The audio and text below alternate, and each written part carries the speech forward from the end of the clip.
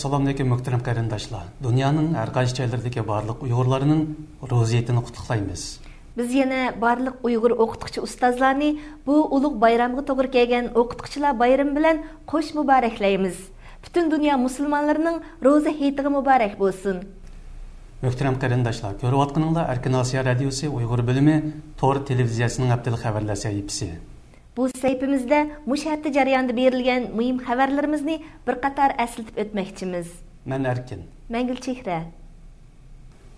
9 va 10 sentabr Amerika poytaxti Washington va uning atrofida yashaydigan Uyg'urlar ro'ziyatni kutib oldi va hayit namozini birga o'qidi. Hijrat yashayotgan Uyg'urlar bu ulug' hayit bayram kunlarida bir-biriga g'ariblik his qildirmaslik uchun bayramlarni o'zaro tabriklashdi.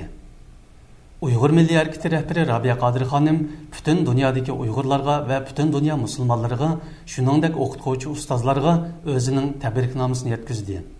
Qozog'iston, Turkiya, O'zbekiston va Qirg'iziston qatorliq davlatlardagi Uyg'urlarmi ro'za hayitini tabrikladi. Yevropa ellari va Avstraliya qatorliq davlatlarda yashayotgan Uyg'urlarmi ro'za hayitini o'zgacha shaklda tabriklashdi. Halbuki Uyg'ur elidagi Uyg'urlar jumladan barliq musulmon qarindoshlarning bu yilgi ro'za hayitini yanada siqilish ichida o'tkazayotganligi ilgari surilmoqda. Dünya Uyghur Qurultayı bayonotchisi Dilshod Rashidning bildirishicha, Uyg'urlar bu yilgi ro'za hayitini Xitoyning qattiq zarba berish harakati, shundaqla asarati ostida o'tkazmoqda ekan. Muhtaram qarindoshlar, ro'za hayit xosiyati bilan turmushingizga inoqlik, xotirjamlik va barakatlar tilaymiz. Samimiy salom va tilaklarimizning mayus chehrlarga jilva, yaralangan qalblarga aminlik ato qilishini umid qilamiz. Ko'rayotganinglar Erkin Osiyo radiosi Uyg'ur bo'limi Tor televiziyasining haftalik xabarlar sahifasi. Bu sayfimizda bu hafta jarayonida berilgan muhim xabarlarimizni bir qator eslatib o'tmoqchimiz. Men Erkin. Men Gulchehra. Shvetsiya Uyg'ur komitetining bildirishicha, Uyg'ur Milliy Harakatining rahbari Rabiya Qodir xonim haqida yozilgan Ejderha bilan ilishish nomli kitob shved tilida nashrdan chiqish oldida turmoqda ekan. Ma'lum bo'lishicha, bu kitob 10-oyning boshlari nashrdan chiqmoqchi. Bozorga silinish oldida Shvetsiya parlamentida maxsus mazkur kitobni tonishtirish murosimi o'tkazilgan bo'lib, murosimga Rabiya xonimmi taklif qilinishi mumkin. Bu kitob ilgari germancha, inglizcha va yaponcha qatorliq tillarda nashr qilingan.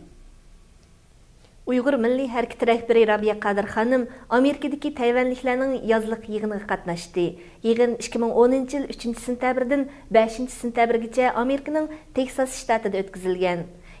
Yig'in Teksasning Austin shahridagi bir oliy mehmonxonada ochilgan. Yig'inda Rabiya Qodir xonim haqida ishlangan Muhabbatning 10 sharti nomli film qo'yilgandan boshqa, Rabiya Qodir xonim Uyg'ur Milliy Harakati va Uyg'ur vaziyati haqida so'z qilgan. Ma'lum bo'lishicha, Rabiya Qodir xonimning nutqidan ta'sirlangan Tayvanliklar Uyg'ur Milliy Harakatini yaqindan qo'llaydiganligini bildirgan va Dunyo Uyg'ur Qurultayining yaqinda o'tkaziladigan faoliyati uchun yordam qilganligi haqida va'da bergan.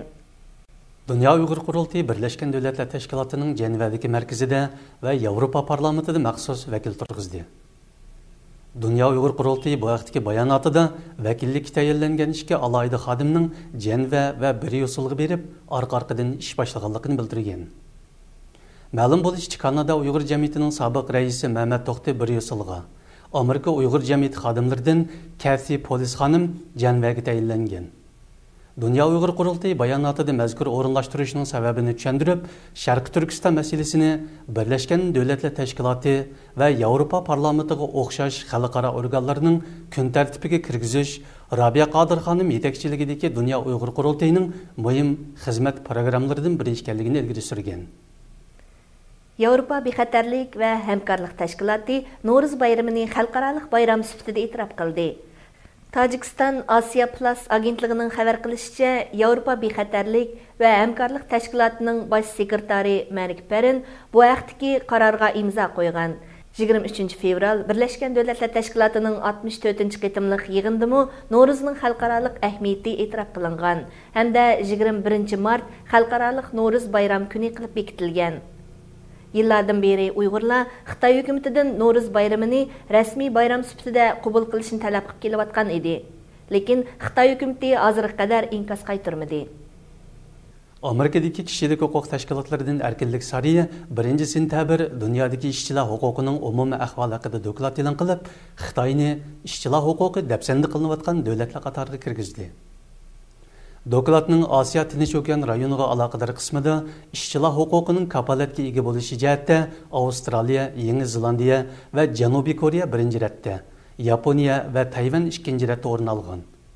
Xitoy bo'lsa Afg'oniston va Kambojaga o'xshash davlatlar bilan bir qatorga tizilgan. 17 yil ilgari Qashqardagi bir harbiy mashq maydonida portlash voqeasiga yo'liqib bir ko'zdan ayrilib qolgan arzdor Tursun G'upurning arzini doiralar harbiy maxfiyatlikka taqildiganligi uchun rad qilgan. Ma'lum bo'lishicha, Tursun G'upur hozirga qadar arz uchun Beijingga 21 qitim borgan. Uning arzi 17 yildan beri markaz bilan yerlik o'tirsida bir-biriga ittirib, hal bo'lmay kelgan edi. Arzdor Tursun G'upur va oilasi Qashqarda o'tkazilgan bir harbiy manevrning ham doktorxonadagi sirliq bir qutqizish operatsiyasining qurboniga aylangan. Bu oiladan bir kishi voqeada naq maydonda jon uzgan, bir kishi arz ustida hayotidan ayrilgan, 2 kishi meyit bo'lgan. Bu oila duch kelgan uvalchilik hozirgacha Xitoy hukumatining hech qanday to'lam yoki hesdashligiga erishamagan.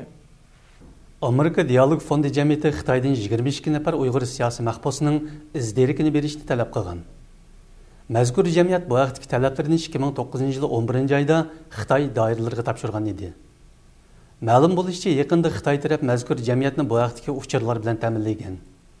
Tizimlik yo'llangandan keyin Uyg'ur avtonom rayoni doiralari bu yil 7-oygacha vositali kanallar orqali mazkur jamiyatga 18 nafar mahbusning ahvolidan ma'lumot bergan. Lekin 22 kishilik tizimlikdagi 4 nafar mahbusning tepilmaganligini bildirgan. Dialog Fondi jamiyati ismi tepilmagan mahbuslarning ismi xatoligi yoki bu kishilarning Xitoy turmush sistemasiga kirgizilmagan bo'lishi mumkinligidan gumon qilinganligini eskartmoqda. Hurmatli televizor ko'rguvchilar, yuqorida sizlarga haftalik xabarlar sahifamiz bo'yicha bu hafta jarayonida yuz bergan muhim xabarlarni eslatib o'tdik. Kelar juma ko'rishgacha omon bo'lgaysizlar. Xush vaqt bo'linglar. Xayr xo'sh.